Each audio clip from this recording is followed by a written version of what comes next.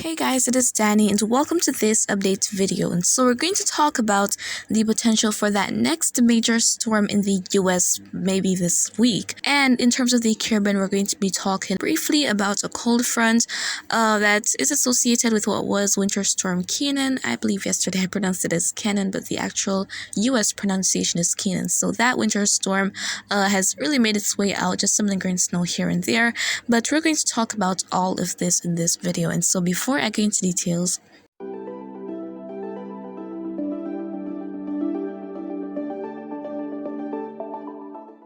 okay, and so now taking a look at satellite, we're seeing here that this cold front, it is really extended from out in the Atlantic coming into portions of the Caribbean and Central America. So it is definitely bringing some inclement weather conditions to these regions. I can say for a fact that for my area here in Jamaica, it is windy. The temperatures are lower than normal, of course, and we're also having a light rainfall at the moment. So things are not expected to become very significant, but those are the general conditions associated with cold fronts, and a lot of convection is not really associated with it, because at least extended down into the Caribbean, because whenever we have a lot of convection, that is when that heavy rainfall is persistent, and that can even result in flooding as well. So fortunately, none of that is there, but the conditions are just right for all of us who have been longing for a cool down. It's been so hot in the days, and I mean, most persons, they don't like the heat. I despise the heat for one.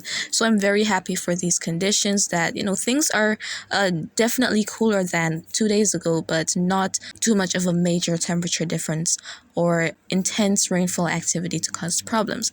So that cold air is going to be lingering behind the front as we're going to be heading into tomorrow and potentially into Tuesday as well. So we can expect cooler than normal temperatures. And then go into our temperature anomaly map. So this is from the GFS model, and this map is not extensive for all going down into the Caribbean region. This map is really only available for the US, but we can see from the bottom right side that we have that cold air, which is indicated by the blues going to that purple shade. That is when we have significantly less temperatures than normal.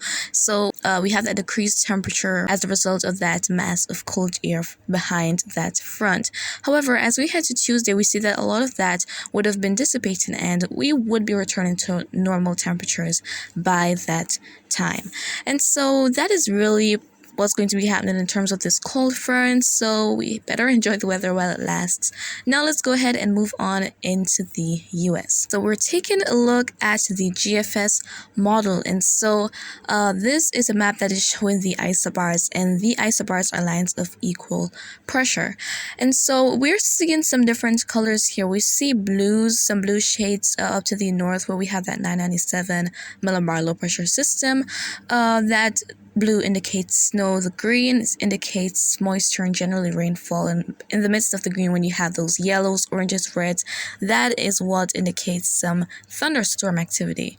We see that we have that little area of some significant moisture that has developed in the northwestern Gulf of Mexico. Again, the GFS is consistent with it, because in yesterday's video, this is what we saw as well. There might be some slight changes here and there, but the potential for another winter storm is remaining as of right now. So let us go further and see what happens here. Alright, so this is on Wednesday, the 2nd of February. So we have all of the moisture being pushed into the US from the Gulf of Mexico. As we can see, that is the way that it is moving. And then we have the cold air that is coming down from the north. So when we have that warm and cold air meeting, that is when we have these storm systems generally develop, because that warm air rises above the cold air, resulting in cooling, condensation, and then we have precipitation developing. So the main ingredient for all of this is the warmth and moisture.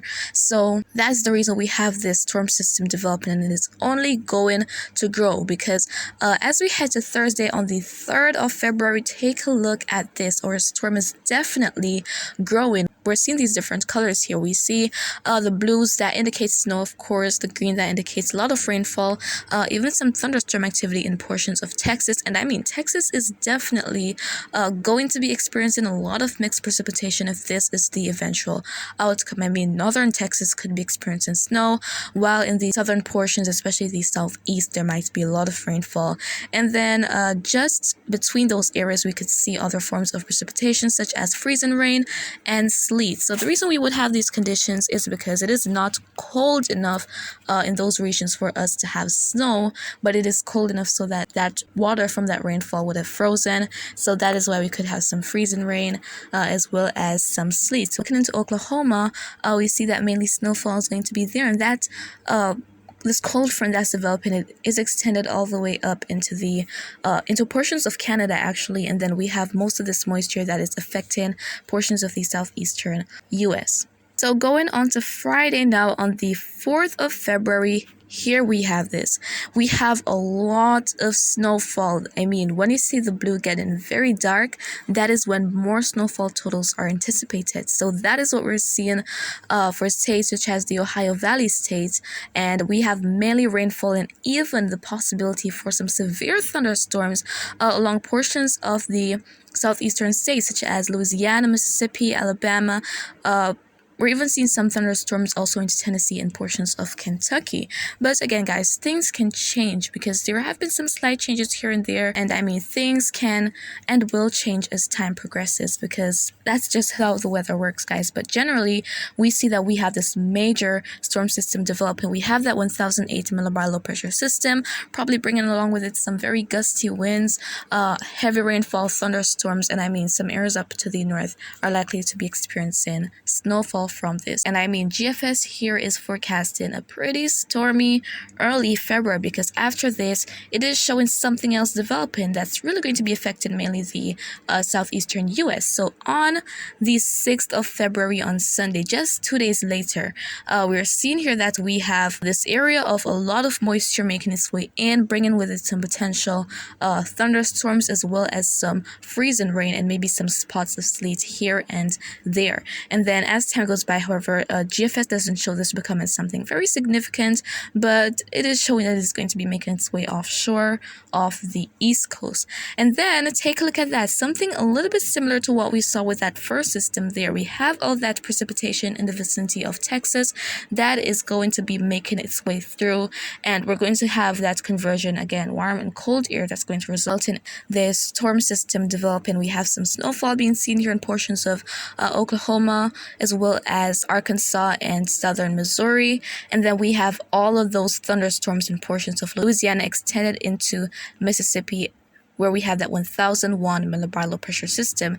And then gradually GFS shows this making its way out to the northeast, bringing along all of that precipitation with it and making its way out. So again, things can definitely change as time goes by, so we just have to wait and see what the eventual outcome is going to be. But that is really what the GFS is showing. And when we take a look at the NAM, which is the North American Mesoscale model, we see something very similar to this.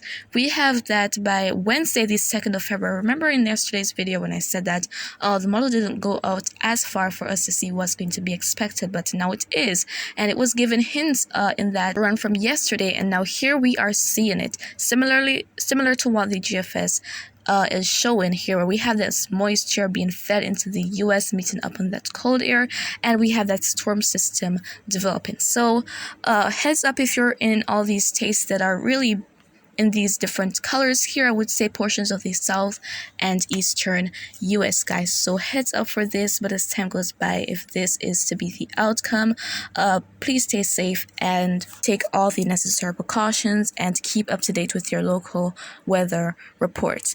And so guys, that is really it for this video. And so if you found it to be quite informative, please give a thumbs up, and you can also share your thoughts with me in the comments or ask a question.